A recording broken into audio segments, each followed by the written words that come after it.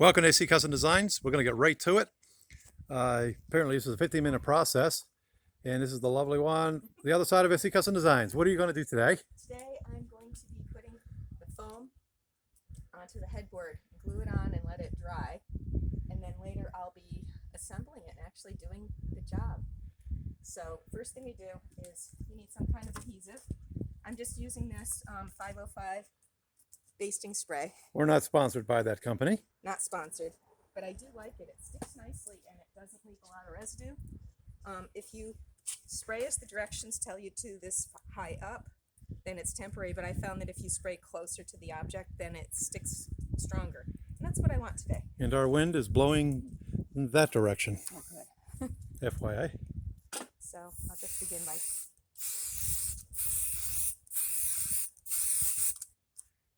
it's pretty simple.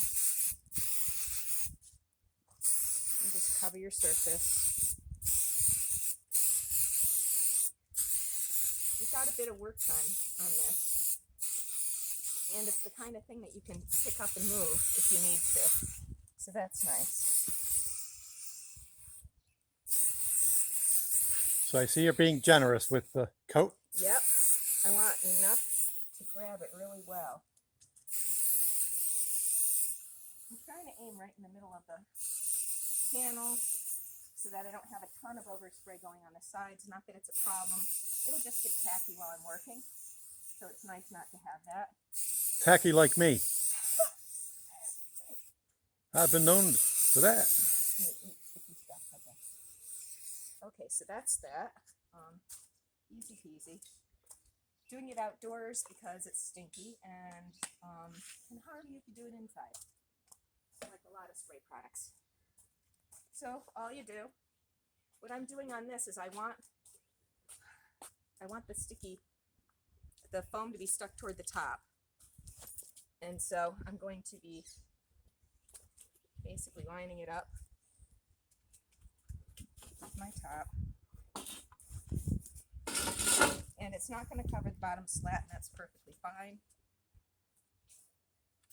But I want it to come close.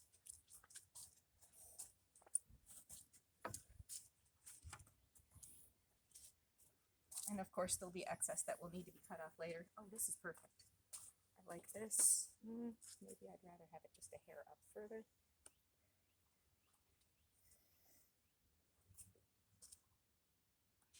So this is not my world. You sprayed what on there, and what is this supposed to do?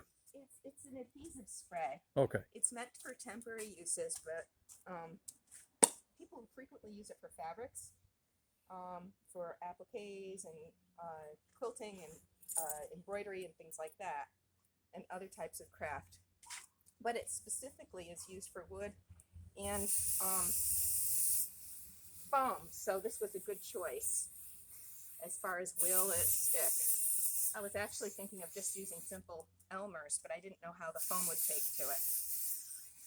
So now I want to stick the other foam to this foam. So I'm going to just pile on the adhesive. Sounds like a nice episode. Will it stick? Right?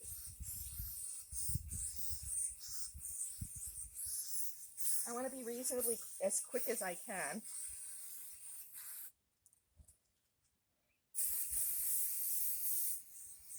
But at the same time, kind of cover it well.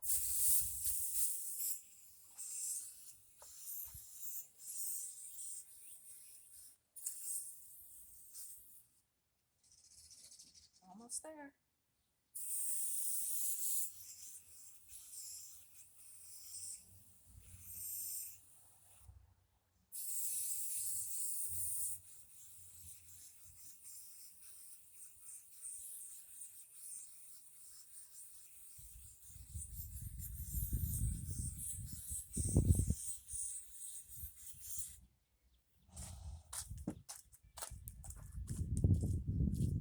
Now this one I want it to overlap just a tad on the edges.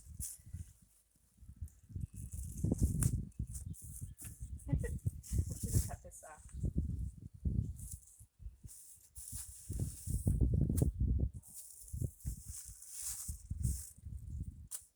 So I'm going to start over a couple inches.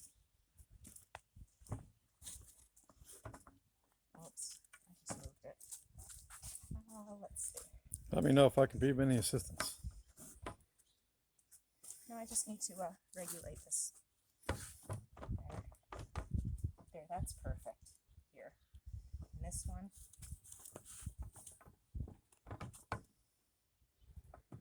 I just want it to overlap by about 2 inches, which is what it's doing. Line this up.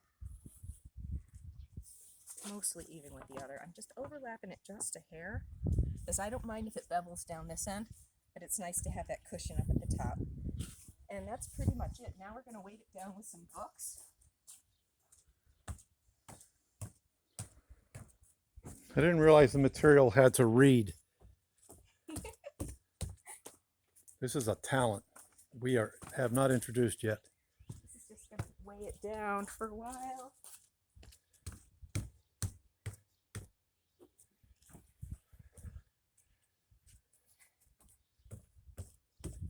And give the glue a chance to set up.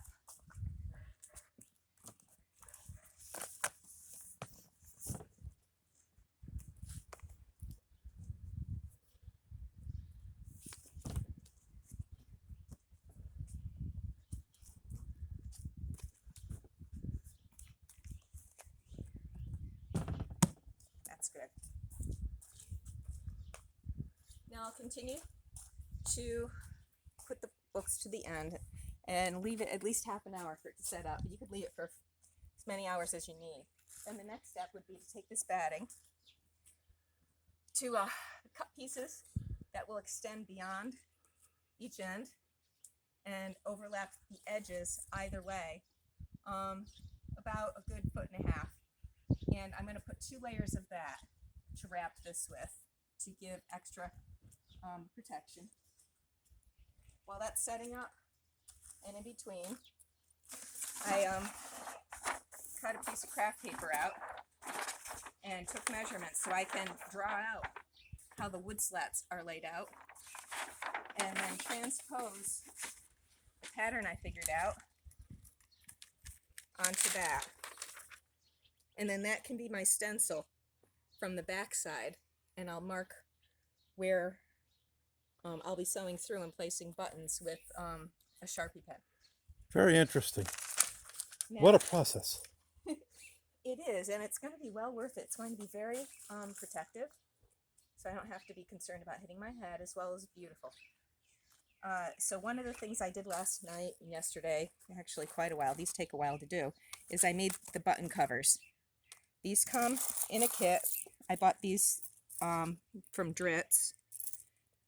They come with, this is the stencil that you're supposed to put over your fabric and cut it out. But I just cut squares that fit within that square. It's a 3/4 inch. These are the tools. This is from 2 different kits, so I have plenty. These various tools are for assembly, and I'm just going to do a quick mock-up to show you what it's like. I'm going to tell you right now, I don't have patience to do these types of things. So you thank God for you. you take your fabric and you put it over your press form. I like to push it in because I wanted to maintain some of the crinkles. Then you take your top button piece and you press it in. Now you can use your tool for that, but this is pretty easy, so I just use my fingers. Next, I took my scissors and I trimmed right to the edge of the form here, but I'm not going to do that right now. I also put a quick dot of hot glue into the center before pushing all my pieces in, which, because it's trimmed, there's going to be a dot of glue in the center. Then you take your back. This is what I used, is the shank back. The kit comes with shank and flat. I'm going to use the flat right now simply because this is the last shank I have left and it came defective. So you place it over your hole. Then you take your tool, and if you're doing it for a shank, it's got a hole side that will fit over the shank like that. But I'm doing this one, so I can do it either way, this way or this way. I'm going to do it this way just for continuity.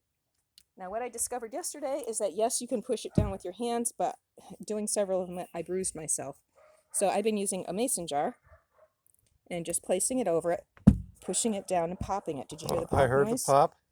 Now, with the hot glue, you've got to do this step really fast place it on top, put your thing, pop, push quick, because as soon as it sets up, you can't set it any further and it won't engage. What is this system called? Button covers. Button cover system. These are 3/4-inch button covers. Okay. So if they wanted to order this product, what is this system called? This is all part of the kit. It's a so kit. it's a 3/4-inch button. Okay.